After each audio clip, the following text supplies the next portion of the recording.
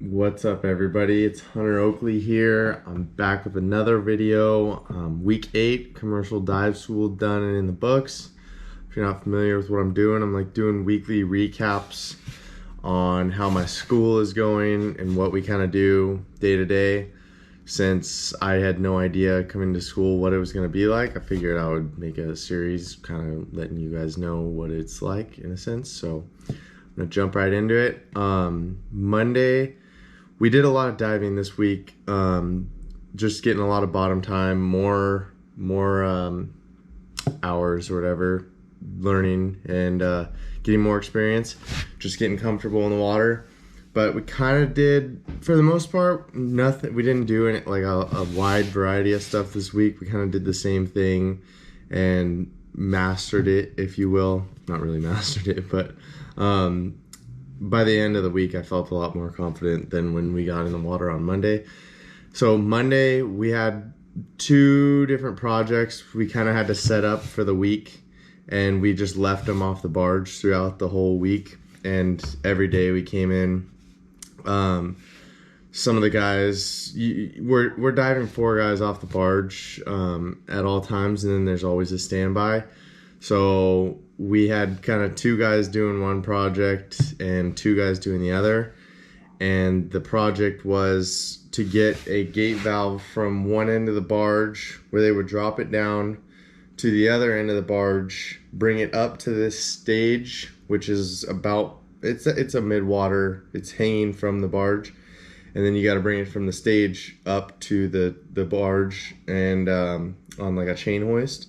So however you and your partner could come up with to make all that happen safely, that was the best way to do it. So some guys were doing things differently, but for the most part, the whole first half of it, everyone was doing the same, obviously, because you can't just lift the whole, it's a big gate valve, so you can't really just lift it. You gotta, so we were using a lift bag, and so we were getting experience with that, which is pretty cool. Lift bags can be really dangerous as well as help you a lot. So we're working with a small 100-pound one for right now, just learning the basics of it. So we were using that. So we set up a travel line, used that lift bag to get it from point A to point B, and then however we could figure out how to get it from the bottom all the way to the stage, all the way to the barge. There was no really perfect way to do it. It was however you could do it. You and your teammate could communicate that underwater. So some of the guys were using like a come along, and they would catch it onto another come along, and then get all the way up to the chain hoist where that could reach. Because the chain hoist, it obviously would have been a lot easier if the chain hoist could have just dropped all the way to the bottom and told topside to pull it up, but it didn't work that way because the chain hoist didn't drop far enough. So we had to corrugate that, and so yeah, it was cool. Some of the guys were having, obviously, more mechanically inclined guys were doing a lot better than some of the slower ones. So some of the guys took them a while. And then the other project we were working on was these 2 stingers. So these are like big cables that they're probably, I don't know, 4 or 5 feet long, and it's probably, I don't know how thick of a cable it was, but it was big and it was really hard to move. And so we had to also get 2 stingers up onto this big shackle. I don't even know how big the shackle was either, but it was big. And so we had to get the 2 stingers from the ground up to the shackle, which is hanging mid-water, and we had to loop them through and put them on the shackle, and that was kind of your goal for that project. A little bit more simple, basically bringing one thing up at a time, pulling the pin out, putting that in. So for that was pretty much it. I'll try to put in some clips of us diving, because I took my GoPro down one of the days. So I'll try to put in some clips of the basics of it, like me hooking up the lift bag to that gate valve. It's just kind of hard to watching the video, it's kind of hard to tell what's going on because it's pretty murky and whatnot. But I'll put in a couple clips there. And then other than that, pretty much all we did this week was that the last day was a lot more cleaning up the mess that we created throughout the whole week of the stingers on the ground. We had to pull up the travel line, find all the loose straps that some of the guys were using to try to get that gate valve up. Obviously bring the gate valve up. Another thing we did this week, I got so the Snoopies that the school gave us, or not gave us, but we got from the school, were kind of garbage. One of our instructors was like, yeah, I don't know why they gave you those. He's like, the buttons snap off of them. The first week, a bunch of the guys already have lost a bunch of their buttons. Like, they're falling apart within a week of diving on it, which is unacceptable for paying quite a bit of money for this stuff. So I ordered a new Snoopy from this place called lifesavingequipment.com. It says it's made by Tough Gear, but that's where I got it. But so it's the same thing as the one I got before, but my instructor was saying that this one is way more quality. He's like, he's had his for like 3-4 years and it's still, and you can just tell this one's built a lot better than the last one. And it's got like a button on the back, so you don't, the other one, this kind of just floated around in your bag and was just prone to getting lost. They put a little button on the back so it'll snap to it and it hopefully won't get lost as easy. But yeah, this one feels a lot more quality, and it seems like the foam is quite a bit more denser, so it'll hold the hat on my head better, because I feel like sometimes my head is like bouncing around inside the hat. I gotta hold it. So hopefully that'll fix a couple of the problems that I was having with feeling like it was loose, and then just the buttons were kind of cheap on that. These ones feel a lot better, so I get to try that one out tomorrow. But yeah, like I said, I'll clip in the footage from me using the lift bag and whatnot, and so I'll do a little voiceover there, so we'll cut to that right now. Alrighty guys, so here, the first clip that I have isn't downloading, so I'm kind of having problems with a bunch of this footage.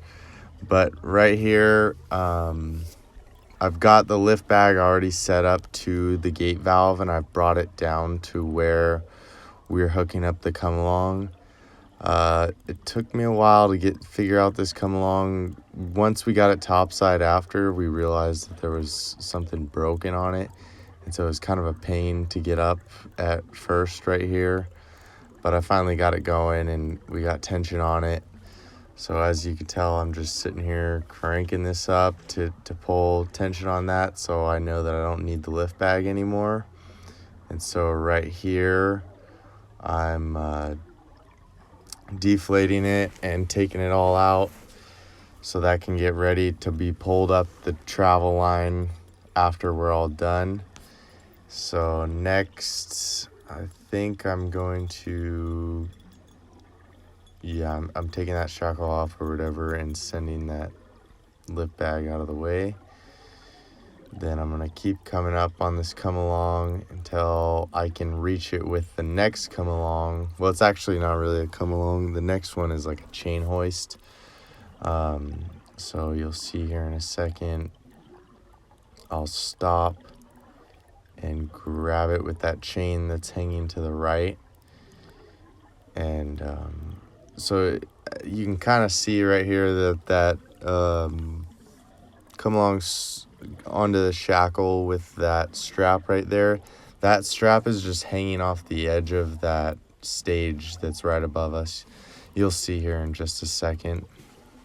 So yep, there I go. Climbed up the chain hoist chain right there, hooked it up, and then so now I'm gonna begin cranking that and pulling the load off of the first come along and pulling it up by this chain hoist now. So here I am coming up on this second come along. As you can see, I kind of fast forwarded it forward so you didn't sit here and watch me do this for 2 minutes. But as you can see, I'm just sitting here cranking that next one up to relieve tension off the first come along, and I'll unhook this one, and this one will be enough, bringing the gate valve up high enough to where I can strap it to the last, yeah, as you can see right there, it's almost up. So I can strap it to the last chain hoist where they can bring it topside and make the pick. So once I get everything rigged up and set right, I'll step out of the way here. So I'm still cranking this sucker up. As you can tell, most of the time, the other diver, it would be nice if he would offer to help, but I've realized that sometimes that may not be the case, and you got to do everything on your own, which isn't a big deal. Got done. He kind of just sat there and watched me. So here we go. Got this. Another thing to really make sure of when making picks, I mean, this isn't a very big load, but your umbilical management to make sure nothing's going to get pinched. So as you can see right here, I hook it up to this last part, let topside know that everything's clear, and I'm going to step out of the way and let them make the pick.